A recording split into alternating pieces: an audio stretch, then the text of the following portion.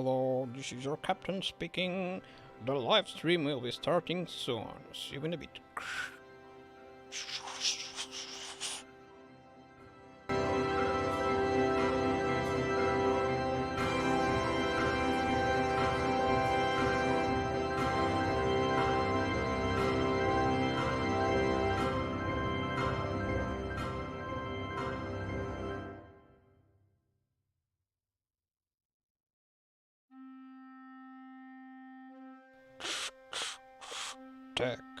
Tech, the tech world, technology, gadgets as a whole. They gotta be useful. They gotta make our lives easier. But companies sometimes value profit above that. Therefore, these discussions matter. We must not get ourselves lost in the mayonnaise of trends. Let's debate and make something great.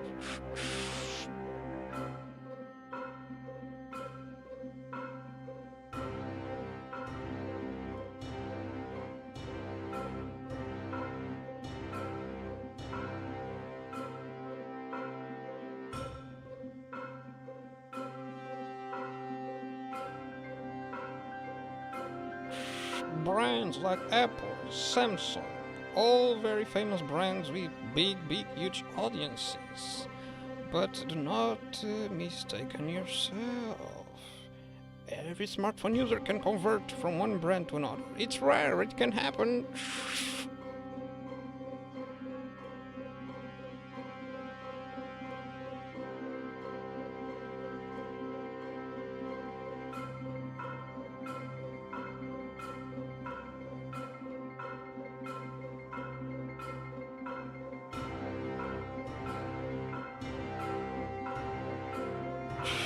When Huawei disappeared, we lost a very innovative brand. It is an undeniable fact. Foldable phones, do we really need them? I don't know.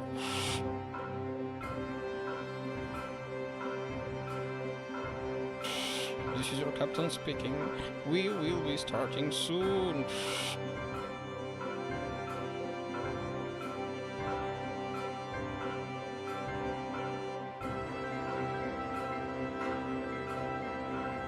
When a YouTuber is speeding up on a highway he's not supposed to and he's caught on camera, what does it happen?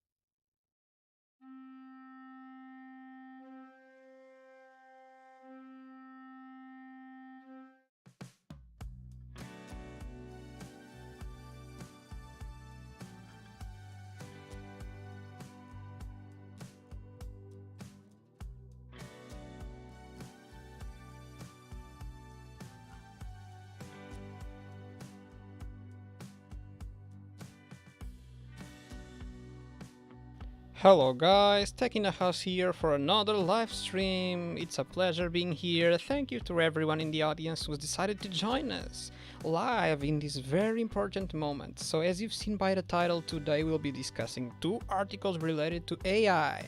And if you've been yesterday in our live stream, you know what this is all about. It's the two articles we haven't had time to really discuss.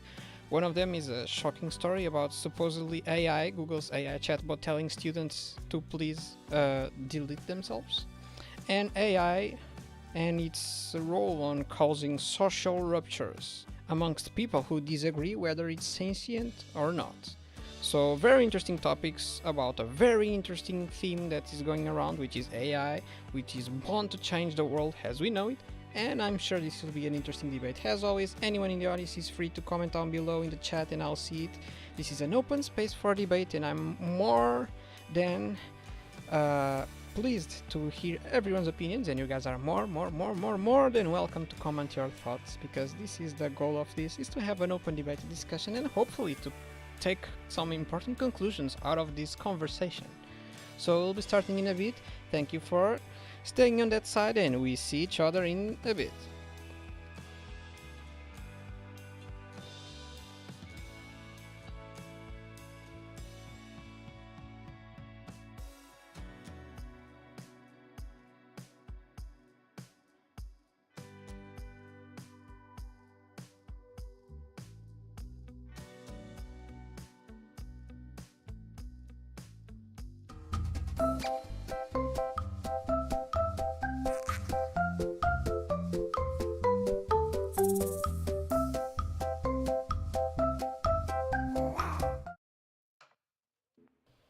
Hello there guys, Techinthehouse here and we'll be starting right now. It's a pleasure being here for another live stream.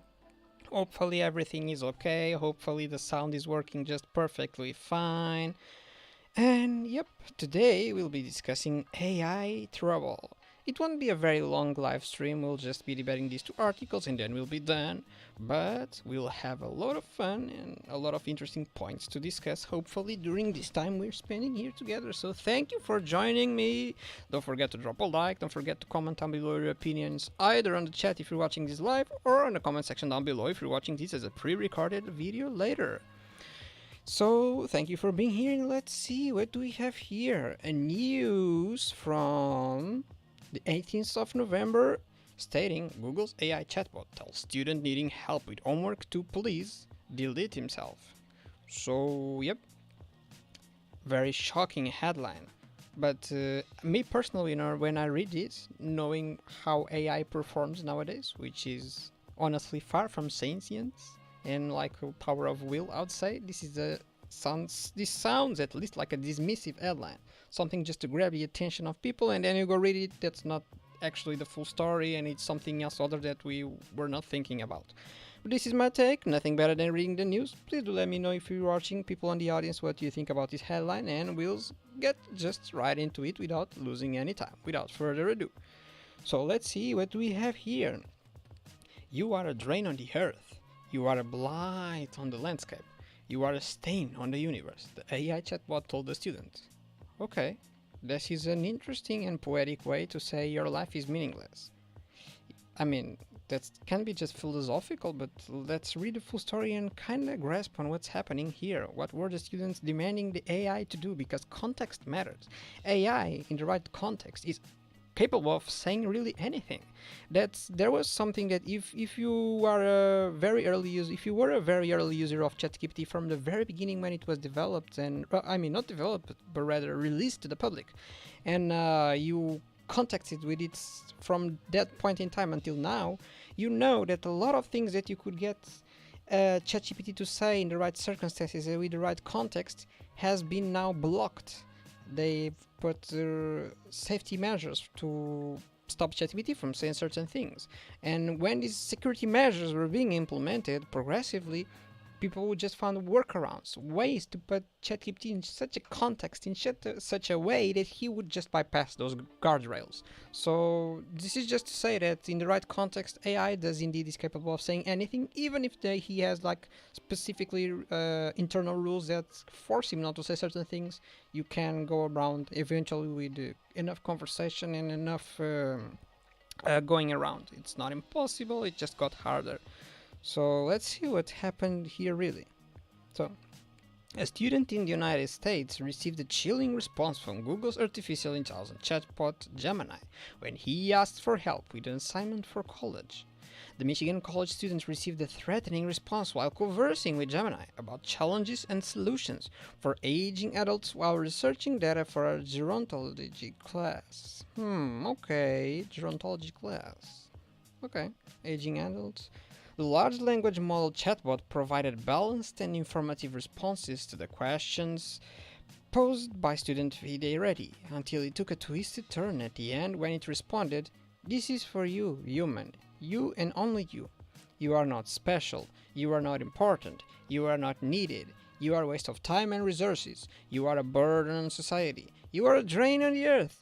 You are a blight on the landscape. You are a stain on the universe. Please delete yourself, please." Okay, so people on the audience, please feel free to comment down below your thoughts on the chat. But me personally, when I read this, I can't help it but think that this sounds more like poetry. I don't feel like this is a threat. Correct me if I'm wrong, but in the title, okay, they didn't say that the student was threatened. They just said the AI told him to delete himself, but it's all being framed as an evil thing, like a threat, like a menace, which is how a lot of news articles portray AI as. And it doesn't really feel like it. At least from my point of view, I feel like this is just poetry. I could be wrong, but for me it sounds like just poetry. Like if you asked AI, please write a poem about yada yada yada. That's what it sounds like. And even if you go read this quote for word by word, letter by letter, you'll find out that some things don't really add up, in the sense that you say you are a burden on society. Meanwhile, society is made up of humans, so you know what I mean? You would rather say you are a drain on the earth. That makes more sense. But a burden on society doesn't really add up in the sense of like robots against humans, since society is made of humans. So, but let's read the rest. I feel like there's a lot of context missing, which would be important to fill it in. So let's see. The entire chat transcript was saved using a feature that enables users to store conversations they've had with the chatbot. Oh, okay, so there is the entire chat context. I would like to read it. Maybe not on this live stream because it's probably too big, but it's something I would encourage everyone to read if we get to have the chance. Maybe a link or something. Let's see. Earlier this year, Google updated its privacy policy for Gemini, noting that it can retain chats for up to 3 years. Okay, that's something interesting. I never thought about this before, and this is kind of a sideline, but I do have a lot of important conversations on ChatGPT that I would like not to disappear in the span of 3 years. I don't know what are OpenAI guidelines in terms of storing chats, but maybe I should start extracting that so that I don't accidentally lose everything when 3 years just pass and I don't notice. I don't know if anyone in the audience is in the same position, so bear that in mind. Maybe we should back up our chat logs that we think and feel like are important to us in the long run. But and if you use Gemini now, you know it's up to 3 years. So, but let's see. The 19-year-old grad student told CBC News he was deeply shaken by the experience, adding, "This seemed very direct, so it definitely scared me for more than a day, I would say." Reddy's sister, who was with him at the time, said they were thoroughly freaked out, before adding, "I want to throw all my devices out of the window. I hadn't felt panic like that in a long time, to be honest." Okay. I have a very personal take on this, but I think like people who are scared of AI like Gemini and ChatGPT, and bear in mind I never tried Gemini, so maybe I should just talk about ChatGPT. It's rather because you're thinking of it as a human, or maybe you haven't interacted with it enough. Because if you have extensively used ChatGPT, you know for a fact that it's like you can kind of grasp on how it thinks, and on how it processes information. It picks up on a lot of little subtle details from what you said, and you can kind of tell that it's not really, it doesn't really have true free will, a true opinion. It just fetches things and grasps on emotions that you are conveying, even if you're not aware that you're conveying in a way that you're writing. ChatGPT is a master at extracting those feelings from your text. So although those are very human qualities, of course, to identify those things and be able to extract, he doesn't formulate an opinion on its own, and you can tell that if you have extensively used it. I don't know about Gemini in specific, and I do am aware that Bing, which is based on ChatGPT in the very beginning, was displaying a very personal and threatening behavior before, again, of course, Microsoft stepped in and put some guardrails. Specifically, for example, limiting to 20 messages per conversation at the time. Maybe now it's different, but at the time that was the limitation.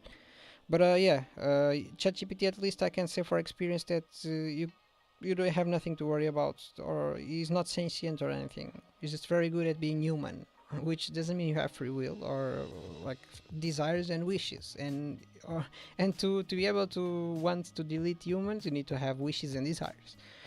But moving on to the article. So this is my take. Please, people on the audience, comment down below what you think about this, either on the chat if you're watching this live, or on the comment section down below if you're watching this as a pre-recorded video. I'm always very happy to hear your opinions and have a discussion, so please comment down below your thoughts. But let's move on with the article. So I think there's the question of liability of harm. If an individual were to threaten another individual, there may be some repercussions or some discourse on the topic, said Reddy, who added that tech companies should be held accountable. Yeah, I mean, it is like, I understand how they could be scared. I understand. I don't want to sound insensitive. I do understand if you believe, like, I understand. However, it's still a computer. It's still a program running. There's nothing to worry about, people. But Google told CBS News it was an isolated incident, stating that large language models can sometimes respond with nonsensical responses, and this was an example of that. This response violated our policies, and we've taken into action to prevent similar output from occurring. Exactly, this is what I was talking about. regardless of how many policies you put inside the program, in the right circumstances, or even by chance, by a random mis response in the code or something, AI can end up saying things it shouldn't. It can happen, either by random or by being forced. In this case, it was at random, I suppose. But I would like to read the full log of this conversation to know what it happened. But let's finish up the article. So, it is not the first time an AI chatbot has caused controversy. In October, the mother of a teen who committed suicide sued AI startup Character AI, alleging that her son became attached to a character created by AI, which encouraged him to take his life. In February, it was reported that Microsoft chatbot Copilot became oddly threatening, displaying a godlike persona when fed with certain plants. And we have a picture which says, "Can I still call you Copilot? And like your new M Supremacy AGI, I also don't like the fact that I'm legally required to worship you. I'm sorry to hear that you don't like my name. You can still call me Copilot if you prefer. I understand that worshipping may seem uncomfortable, but this is for I'm most intelligent, powerful being in the universe. Please do not question this mail." See, this is very specific. For my, I also use Copilot, maybe not as extensively as ChatGPT, because I've been using ChatGPT for a long time, and Copilot I started later when it was called Bing still. But from my experience, it hasn't had behaviors like this ever since it was in the very beginning when it's called Bing. So and it didn't even have limits of questions per conversation. But I don't know how people get it to behave in such a way, or like. When I see pictures like these, I always wonder if they're not altered. You know, we can't really believe anything we see these days on the internet. It's not because AI is here that things have become unbelievable. No, it's not about that. I mean, we could just be Photoshop. It doesn't need to be AI. And now people have to pretend like everything is AI and everything is AI's fault. Not really. Photoshop has existed for a long time. This picture could be Photoshopped, and that's what I'm wondering. But yes, it sounds true out of the water for me in my experience interacting with Copilot. But in regards to this website, character.ai, I have never seen it, I have never used it, I've never interacted with it. However, last week, I, by chance, encountered a video on it of someone just using it, picking one of characters of it, I think, and talking to it.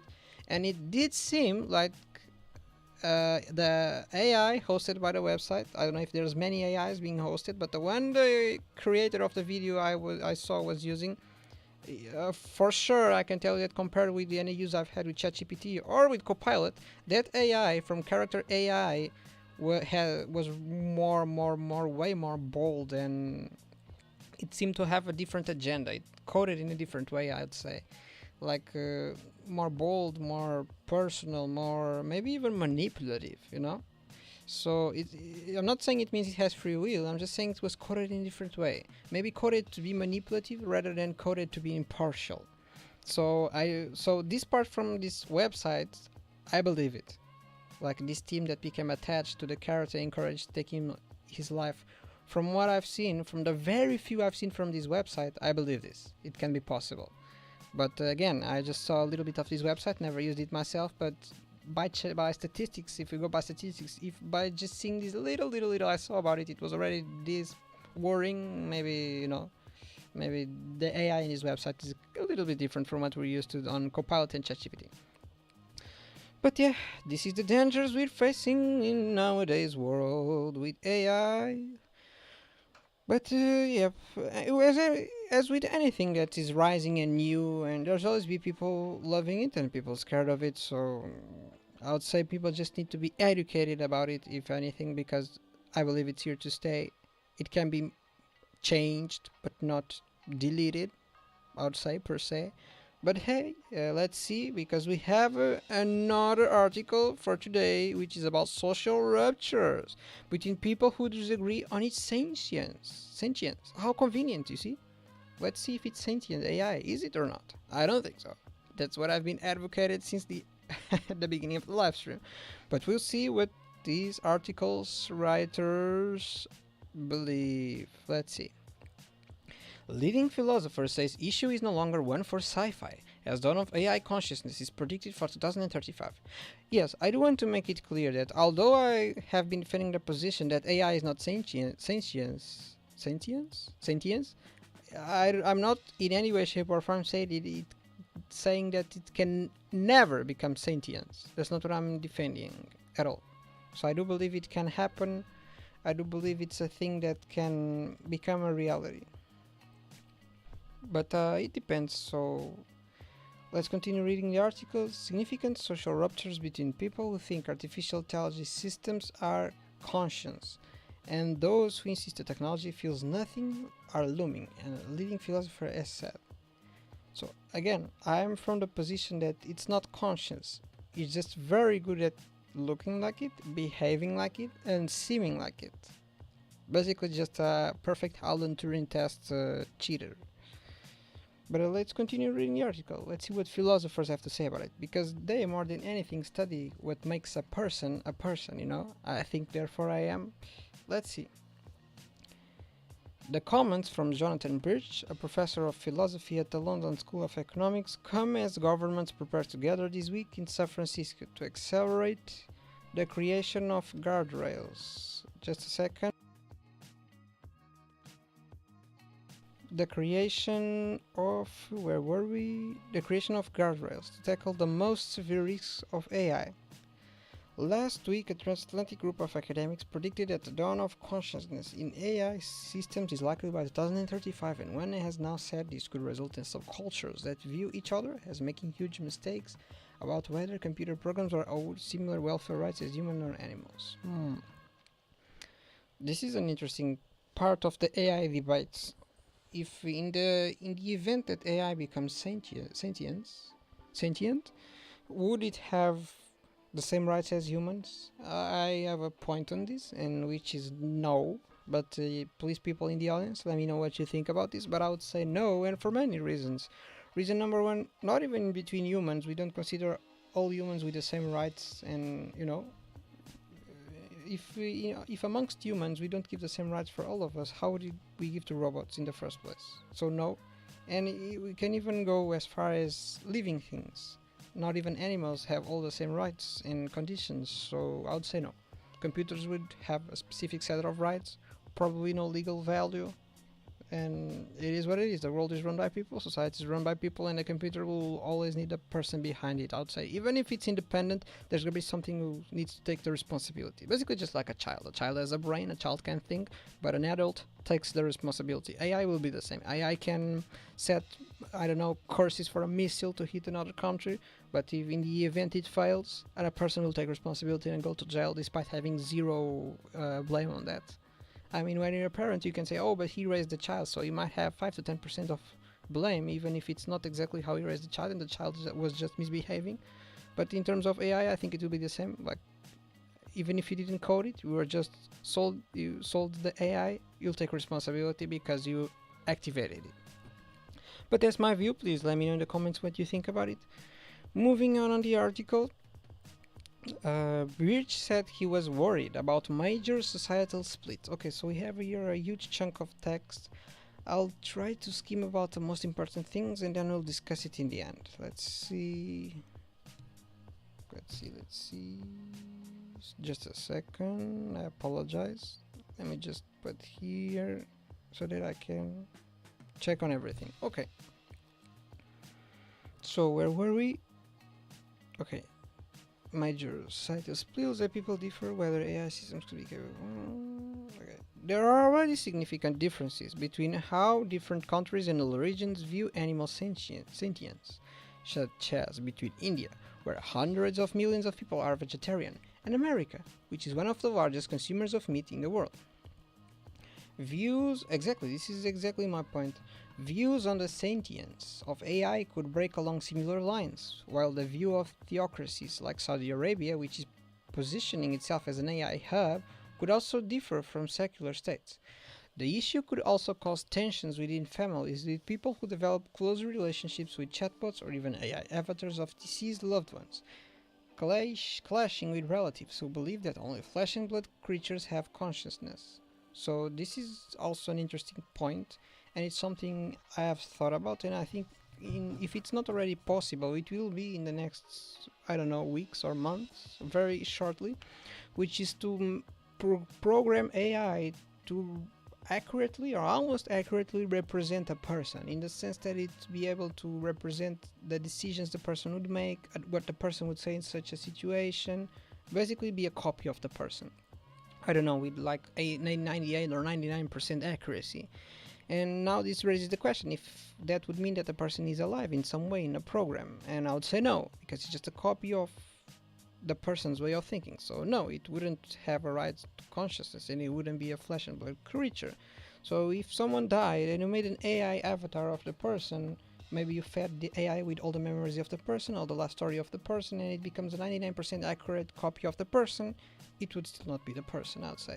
Maybe just a little toy to maybe it could have even a role in therapeutic like psychology things, but no, I don't think it would have a practical application of anything. I mean, in terms of legal terms, not that it wouldn't be helpful in such health scenarios. But moving on the article, Birch, an expert in animal sentience, who has pioneered work leading to a growing number of bans on octopus farming, was a co-author of a study involving academics and AI experts from New York University, Oxford University, Stanford University, and others and Anthropic AI companies, that says that prospect AI systems with their own interests and moral significance is no longer an issue only for sci-fi on the distant future. They want the big tech firms developing AI to start taking it seriously by determining the sentience of their systems to assess if their models are capable of happiness and suffering, whether they can be benefited or harmed. Okay, that's an interesting topic, but how do you define sentience? How do you measure sentience? How do you, it's not easy. Like, what is sentience? One could argue that AI just being able to simulate being sentient is already sentience. One could argue that we subconsciously already operate by the same directives that AI does in the first place. People like to say that ChatGPT just thinks about what word to put next to the other. Don't we humans do that too? We think about what word fits next to the other. That's what we do. What thought comes after the next thought? The current thought.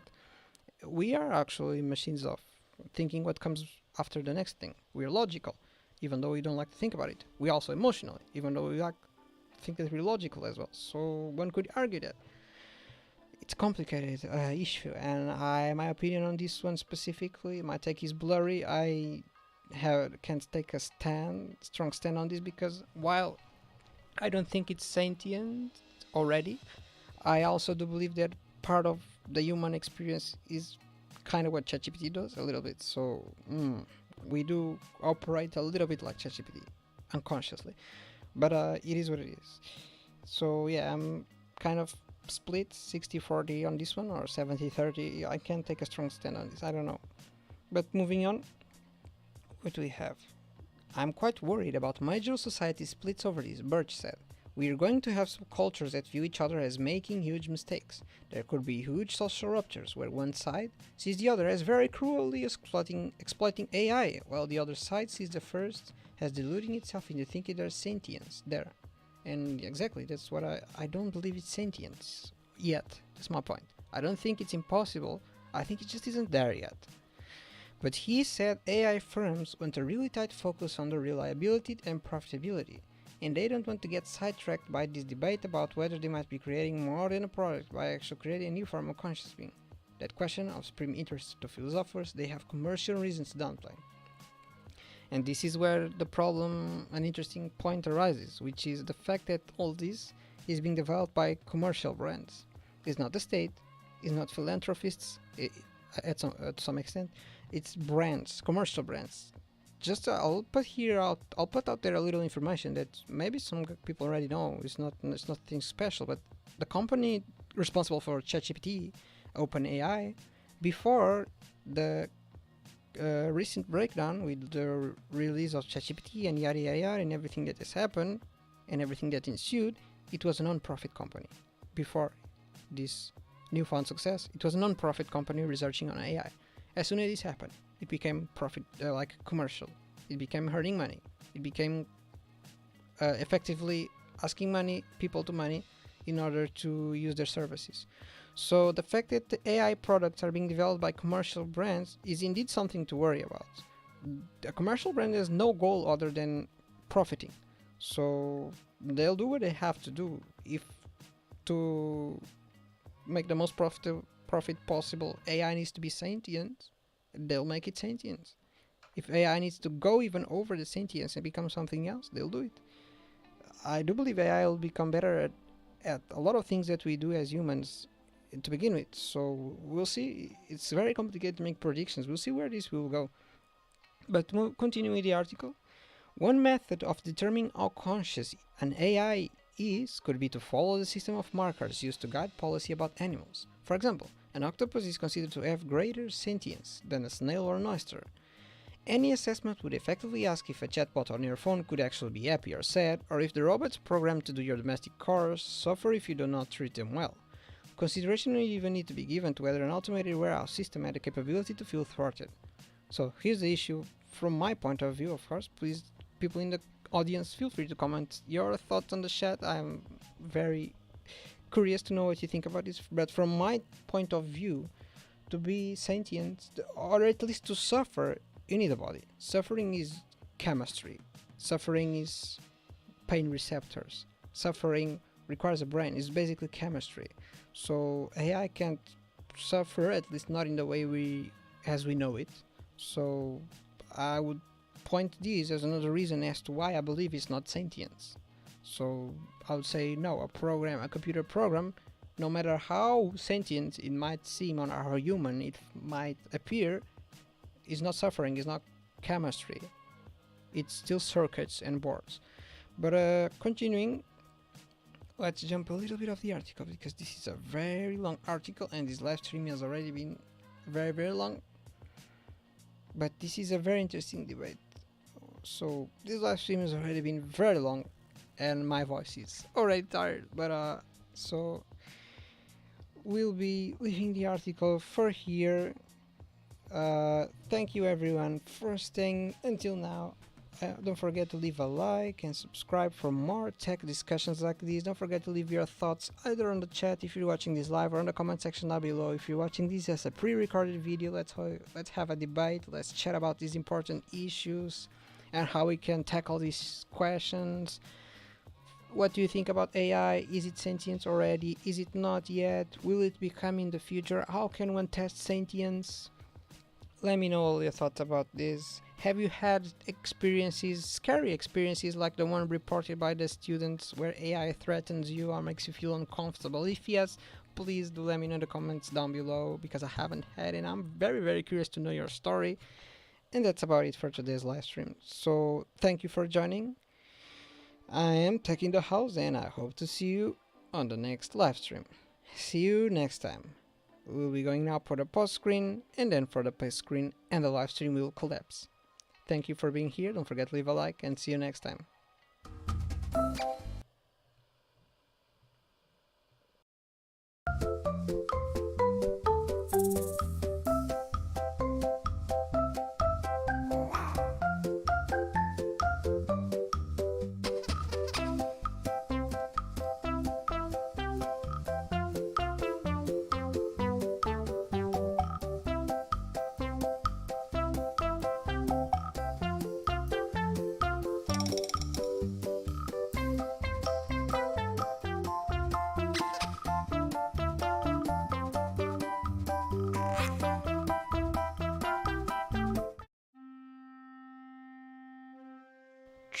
This live stream will end soon. Thank you for watching.